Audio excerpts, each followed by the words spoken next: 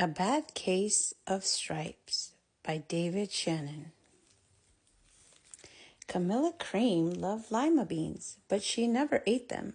All of her friends hated lima beans, and she wanted to fit in. Camilla always worried about what other people thought of her. Today, she was fretting even more than usual. It was her first day of school, and she couldn't decide what to wear. There were so many people to impress. She tried on 42 outfits, but none seemed quite right. She put on a pretty red dress and looked in the mirror. Then she screamed. Her mother ran into the room and she screamed too. "Oh, my heavens," she cried. "You're completely covered with stripes." This was certainly true. Camilla was striped from head to toe. She looked like a rainbow. Miss Cream felt Camilla's forehead. "Do you feel all right?" she asked. "I feel fine," Camilla answered. "But just look at me." "You get back in the bed this instant," her mother ordered. "You're not going to school today." Camilla was relieved. She didn't want to miss the first day of school, but she was afraid of what the other kids would say, and she had no idea what to wear with those crazy stripes. That afternoon, Dr. Bumble came to examine Camilla. "Most extraordinary," he exclaimed.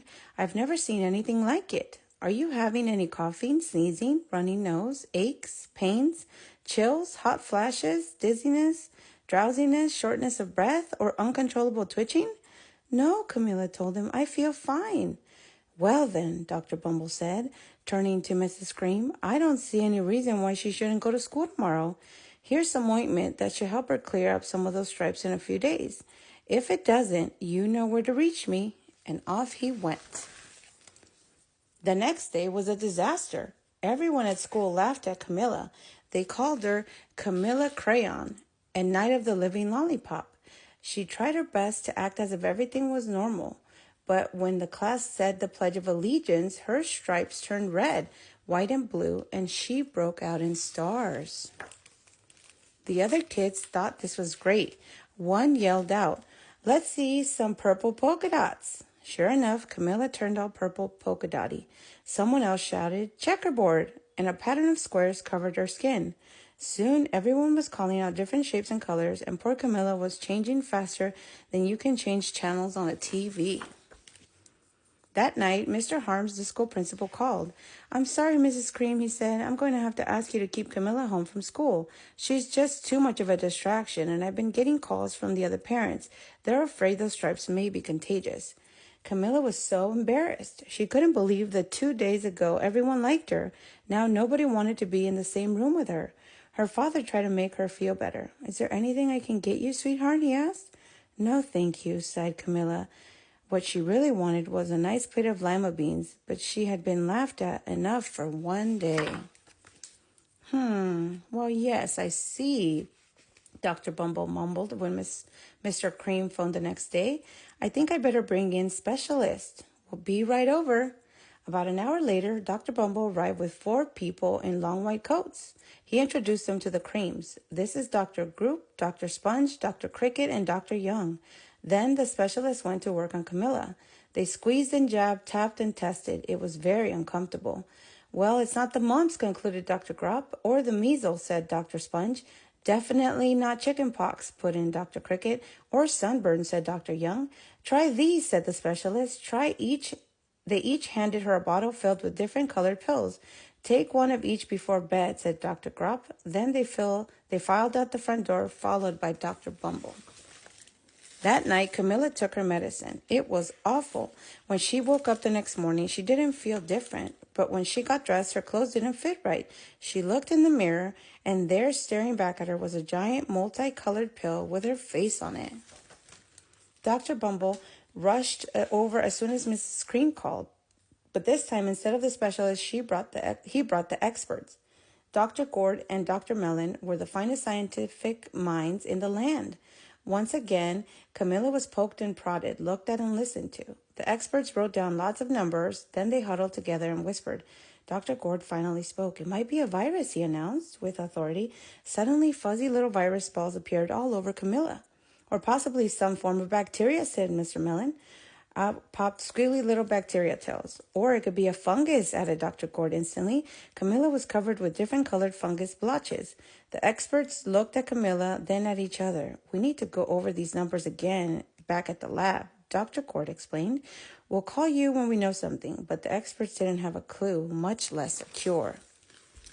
By now, the TV news had found out about Camilla. Reporters from every channel were outside her house telling the story of the bizarre case of the incredible changing kid. Soon, a huge crowd was camped out in the front lawn.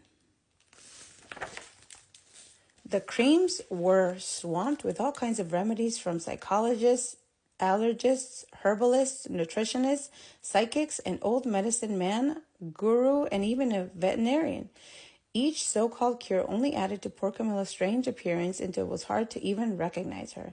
She sprouted roots and berries and crystals and feathers and a long furry tail, but nothing worked. One day, a woman who called herself an environmental therapist claimed she could cure Camilla. Close your eyes, she said. Breathe deeply. Become one with your room. I wish you hadn't said that, Camilla groaned. Slowly, she started to melt into the walls of her room. Her bed became her mouth, her nose was the dresser, and 2 paintings were her eyes. The therapist screamed and ran from the house. What are we going to do? Cried Miss Cream. It's just getting worse and worse. She began to sob. At that moment, Mr. Cream heard a quiet little knock at the front door. He opened it, and there stood an old woman who was just as plump as sweet as a strawberry. Excuse me, she said brightly, but I think I can help. She went into Camilla's room and looked around. My goodness, she said with a shake of her head. What we have here is a bad case of stripes, one of the worst I've ever seen. She pulled a container of small green beans from her bag. Here, she said, these might do the trick. Are those magic beans? Asked Mrs. Cream. Oh my, no, replied the kind old woman. There's no such thing. They're just plain old lima beans. I'll bet you'd like some, wouldn't you? She asked Camilla. Camilla wanted a big heaping plateful of lima beans before more than just about anything, but she was still afraid to admit it. Yuck, she said. No one likes lima beans, especially me. Oh dear, the old woman said sadly. I guess I was wrong about you. She put the beans back in her bag and started toward the door. Camilla watched the old woman walk away. Those beans would taste so good, and being laughed at for eating them was nothing compared to what she'd been going through. She finally couldn't stand it. Wait, she cried. The truth is, I really love lima beans. I thought so, the old woman said with a smile. She took a handful of beans and popped them into Camilla's mouth. Said Camilla. Suddenly, the branches, feathers, and squiggly tails began to disappear. Then, the whole room swirled around. When it stopped, there stood Camilla, and everything was back to normal. I'm cured, she shouted.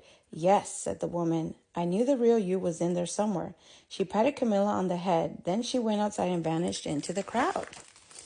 Afterward, Camilla wasn't quite the same. Some of the kids at school said she was weird, but she didn't care a bit. She ate all the lima beans she wanted, and she never had even a touch of stripes again. The end. Follow for more stories.